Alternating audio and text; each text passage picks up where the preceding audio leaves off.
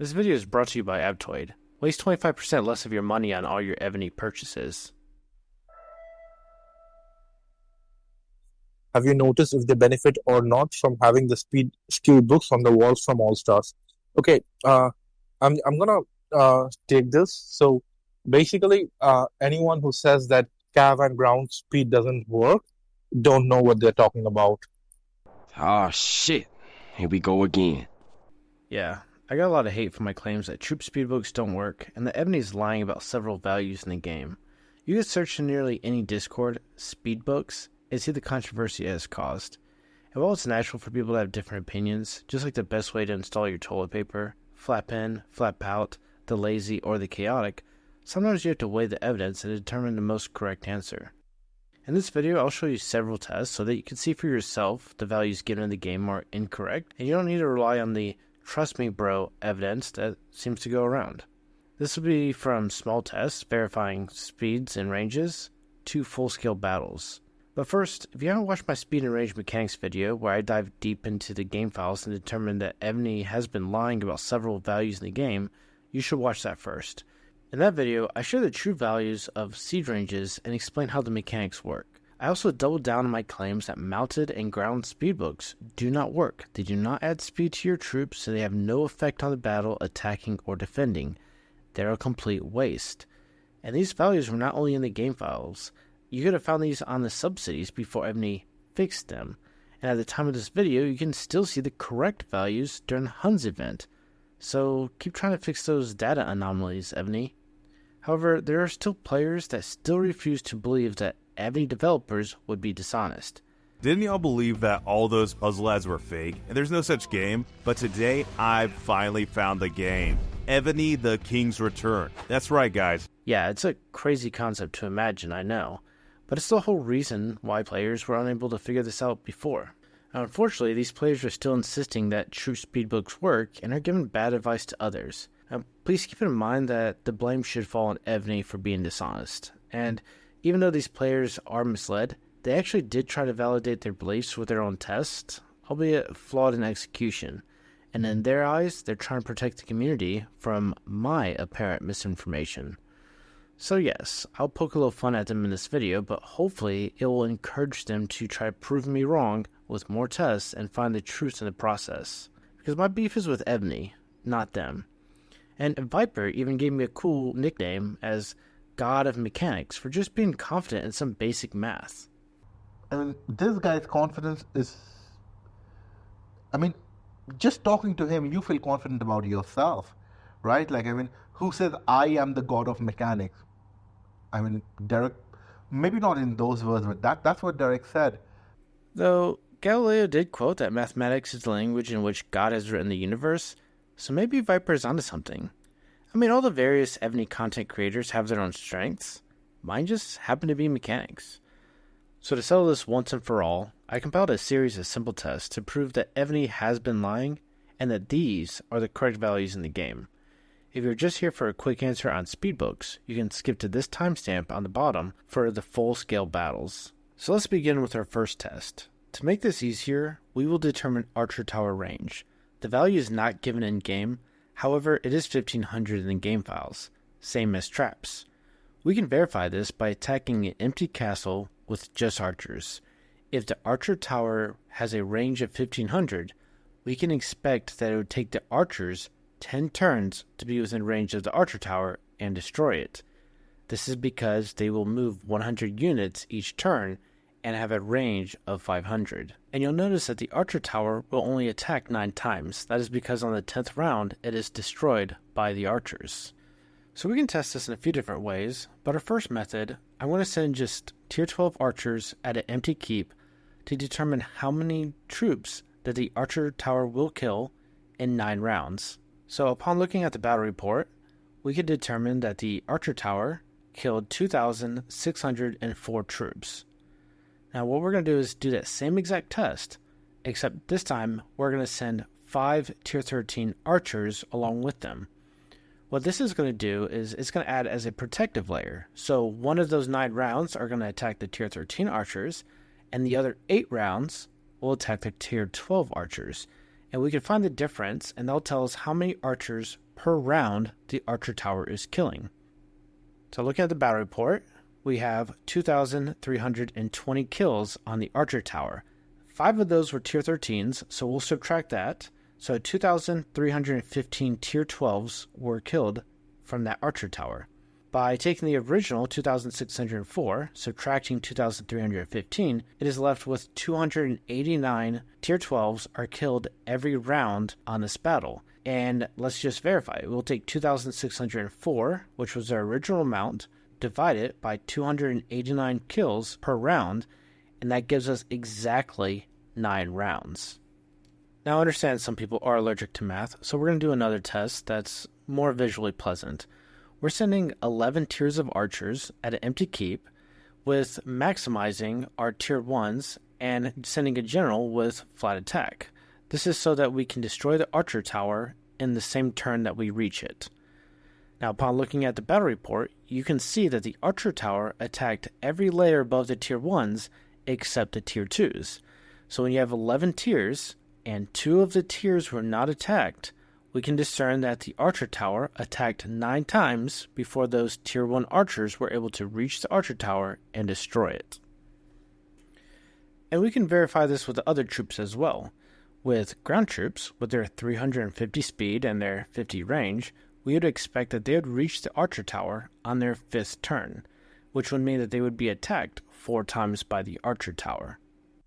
And so if we repeat the same test that we did with the archers with the ground troops, we'll see that the top 4 layers of the ground troops were killed. They had wounds, where the tier 1s had 0 wounds, 0 kills, and destroyed the archer tower on the 5th turn. So what about mounted troops? If mounted troop speed is 300 like I claim, they should only get hit by the archer tower 4 times while reaching the archer tower and destroying it on the 5th turn, the same as ground troops. However, if it is 600, like Evony claims, they should only get hit by the archer tower twice and destroy the archer tower on the 3rd turn. So in this test, I'm going to send an assistant that has a level 4 mounted speed skill book just to show it's not going to make a difference. We're going to send 6 tiers of mounted troops and maximizing our tier 1s to destroy the archer tower on the first hit. Upon looking at the battle report, we can see that the archer tower attacked 4 times, leaving the tier 2s and tier 1s unscathed, which means that it took 5 turns for the mounted troops to reach the archer tower and destroy it. This would be impossible if mounted speed was 600, let alone 720 since we added the 20% mounted troop speed book. Siege are a little bit more complicated since they have multiple ranges, but for this test I will add tier 13 and tier 14 siege, which have a base range of 1400, with a general that has a level 4 siege range skill book, which only adds 20 extra range.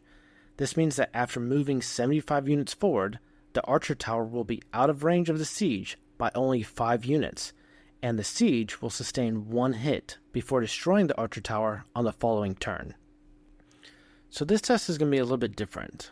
The castle that we're attacking will have traps inside of it. Remember, traps have a range of 1500. We're going to attack with an assistant that has a level 4 siege range skill book, and send 50,000 each of tier 14 and tier 13 siege.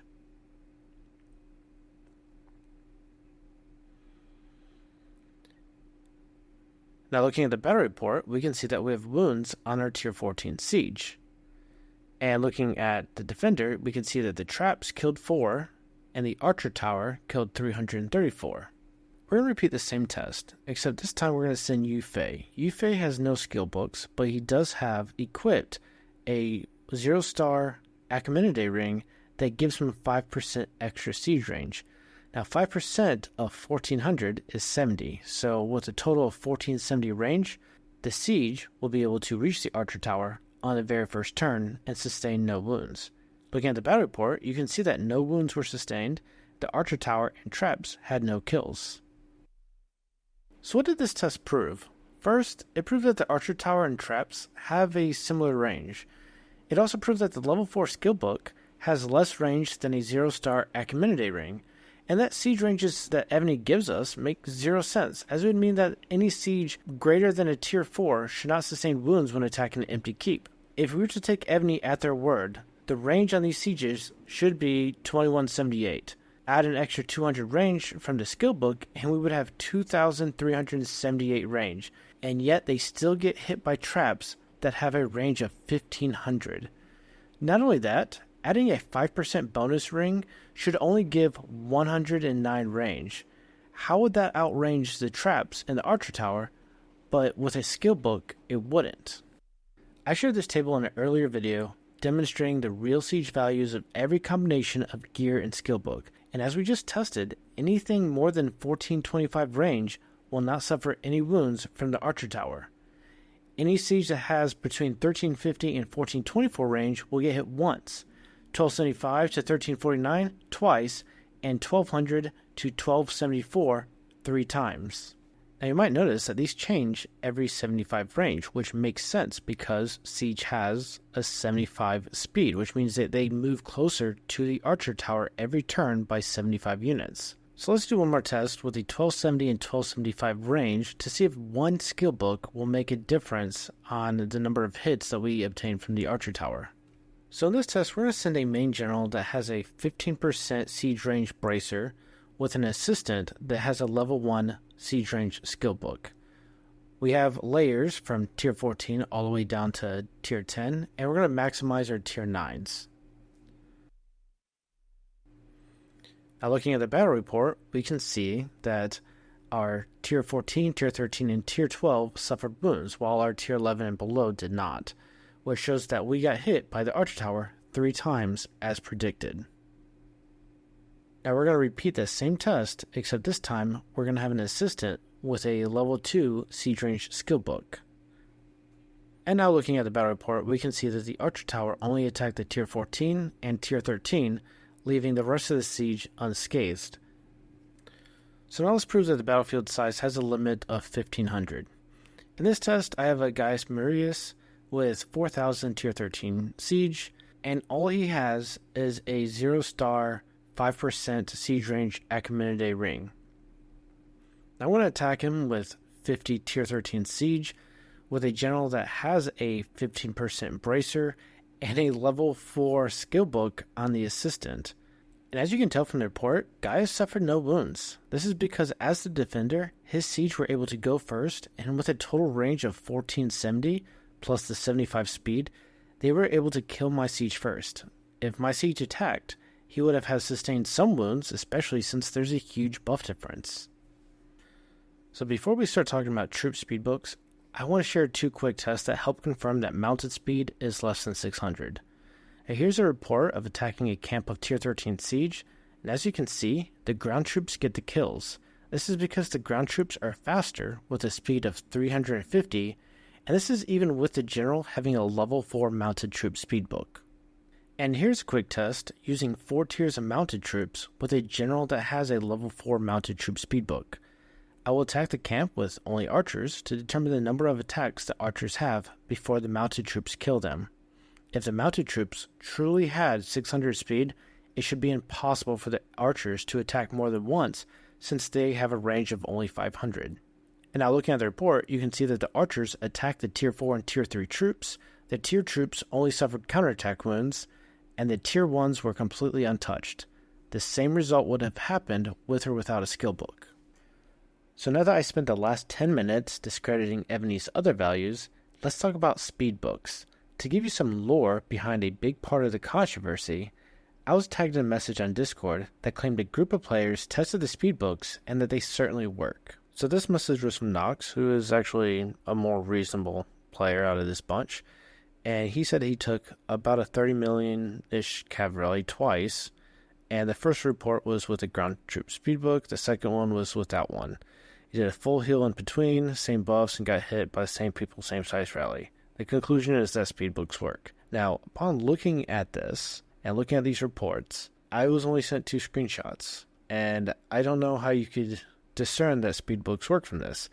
So I replied that I'm trying to determine how this proves that they work.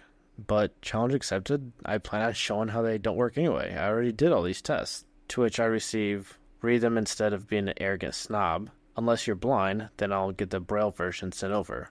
Again, I have no idea what I'm looking at these 2 screenshots. I'm not trying to be arrogant. I'm genuinely curious of how this makes them think that it works. It's just 2 screenshots, and there's so many factors that change the outcome of the battle. It's not a controlled test, and it can't prove anything unless it's a controlled test. They say that, yes, it is a controlled test. It was, all the variables were the same. So then I start asking about variables. Did the team join in the same order? And this is not even talking about the reinforcements. I don't even know what troops were in the reinforcements, if those were the same, and if they came in at the same order. And also then I got my videos called Misleading and Wrong. And I'm trying to explain that there are different factors that will change the outcome that they were not taken account for. Even subsidies and traps. They had more subsidies and traps the first time than the second battle. That's going to change. And I know these players, they look at it and say, well, traps and subsidies don't get that many kills. It's the fact that they take out layers. That's the big point. And that's going to change what unit is going to target which other unit. It's going to completely change the outcome of the battle. Well, apparently the difference was that the high tier calves were engaging more.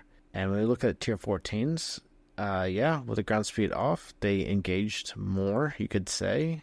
But when you take a look at tier 13 calves, they engaged less. And if you look at all the calves, it's pretty inconsistent all the way down. So to come to the conclusion that mounted speed did something for you is quite a stretch. Basically, we did this test on Nox's Keep, right? He took a Vig rally with and without the speed skill book.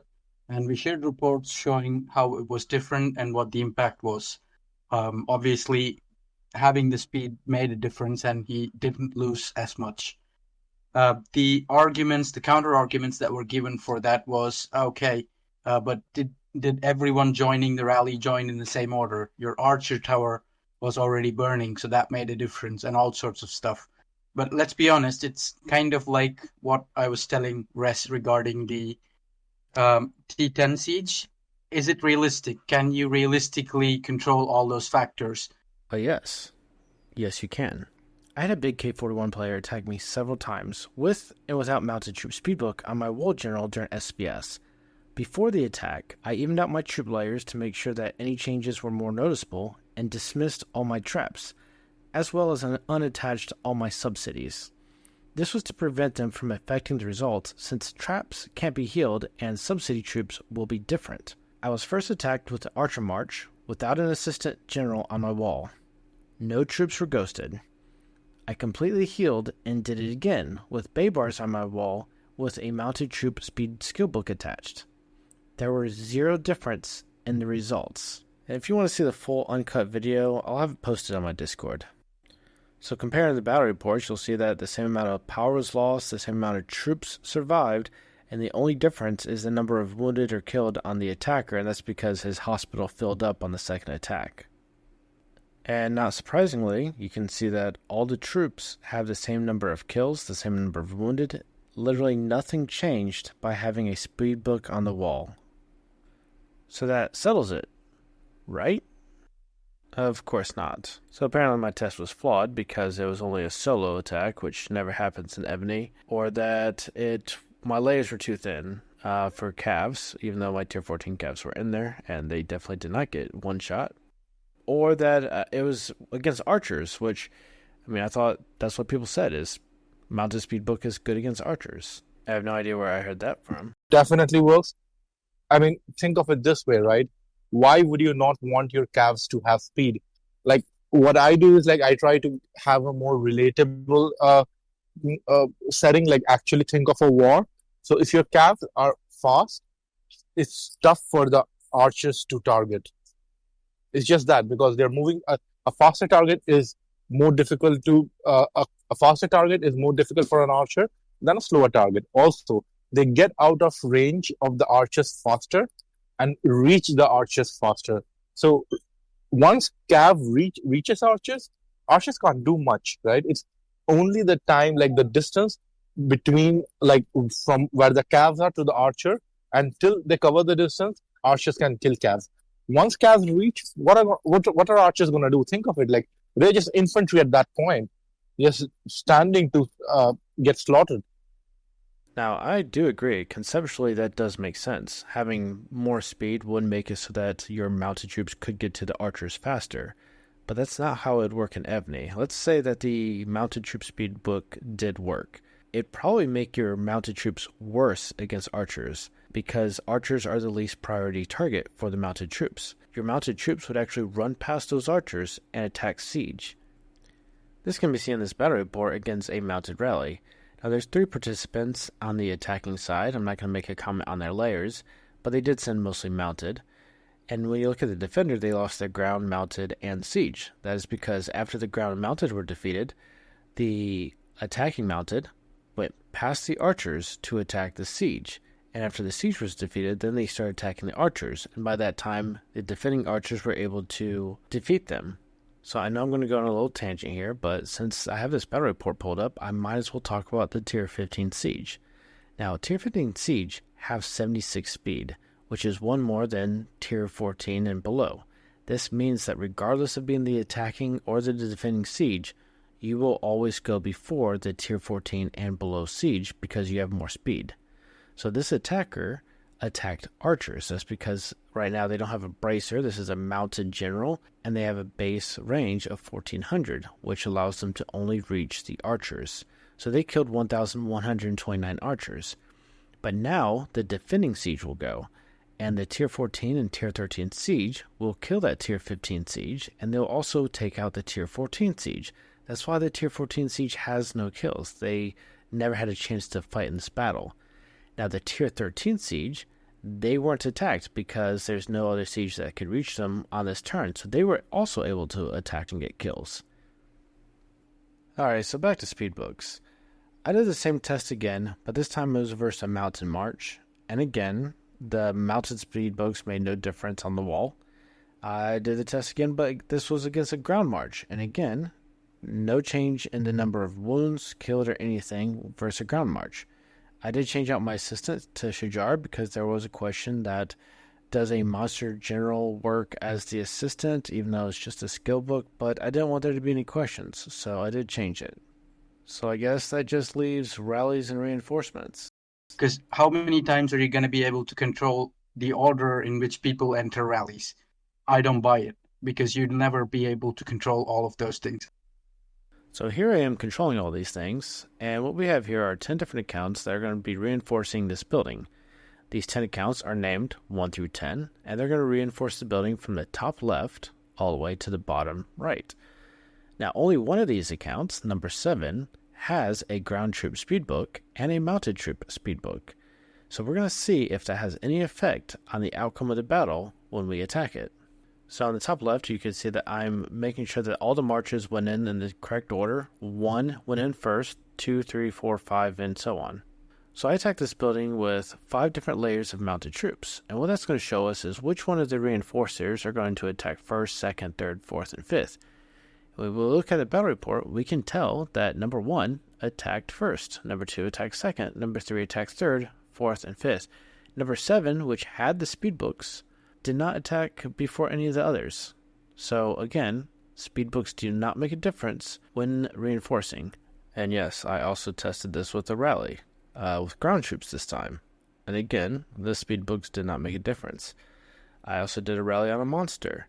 And again, the speedbooks did not make a difference. What else are you going to use that speedbook for? Like 20% more defense? Is that really going to help you that much? I don't think so. Well, yes, actually, any skill book would work better than a skill book that doesn't work at all. So here's a test where I attack myself with a mounted march with thick layers this time, with a level 4 mounted speedbook on bay bars. And I repeat the same attack, but this time I changed out the level 4 speedbook for a level 1 archer attack.